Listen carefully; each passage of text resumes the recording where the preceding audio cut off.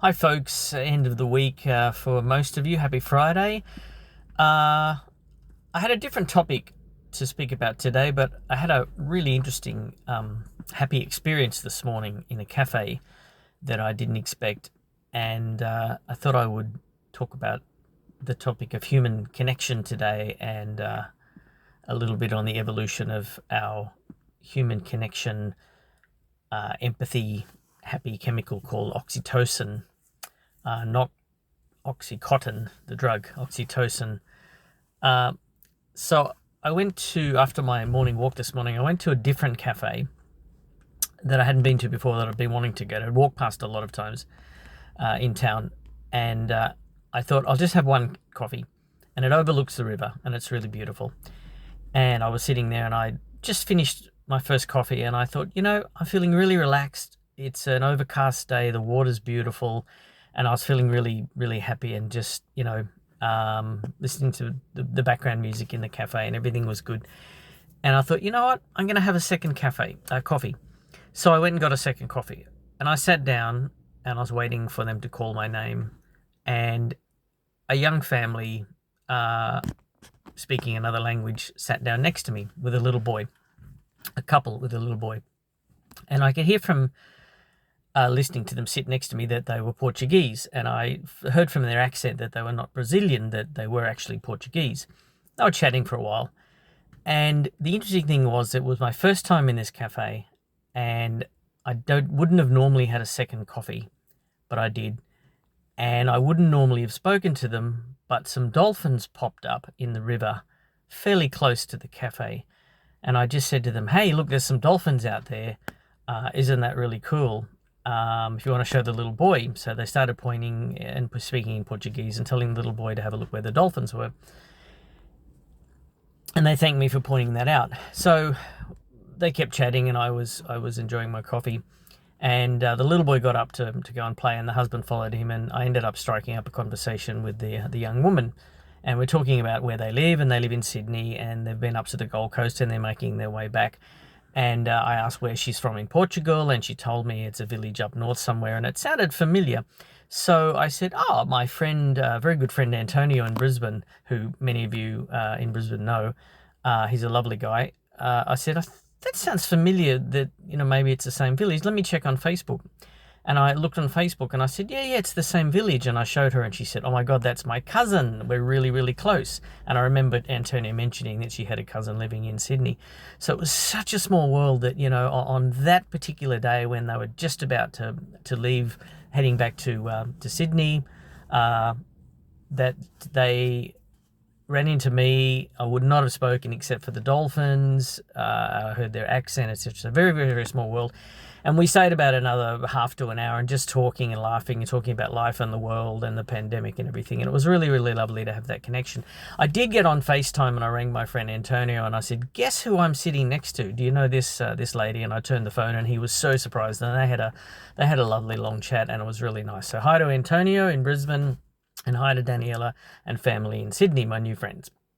So human connection, really, really amazing. And, evolutionarily, oxytocin, our happy empathy, human connection chemical, we know through anthropological and also DNA evidence that was one of the earliest forms of neurochemicals that started to evolve and develop in primates and all mammals. And we know that it developed probably because we have this strong human connection of compassion and empathy and kindness and care and altruism. And we know from DNA and skeletal evidence that early humans did stop and look after and care for perhaps aged or wounded people who then continued to live for, a number of years after their wound that would normally have died if we didn't have those human connections. And we're all aware of those. One of my favorite things at night, sometimes if I'm feeling a little bit tired or down or it's been a rough day or something like that, is to jump on YouTube and watch the countless video compilations of random acts of kindness and human kindness and humans helping animals around the world. And I did that last night. And I always feel really happy and it brings a tear to my eye, and I really recommend that you do the same thing if you're feeling down. I think the news, well, I know the news media, lots of different things online, offline, will have you believe that, you know, it's a dangerous, unhappy world, that, you know, there's peril, and we should all be fearful and that. But the science and research and evidence shows that there's a lot more actual kindness in the world, and every day people are doing the best they can and are being kind, despite the bombardment of negativity in the news that we're seeing. If that's the only snapshot of your day is negative media and news, then you're going to believe that the world is a fearful, horrible place. There's some great stuff out there.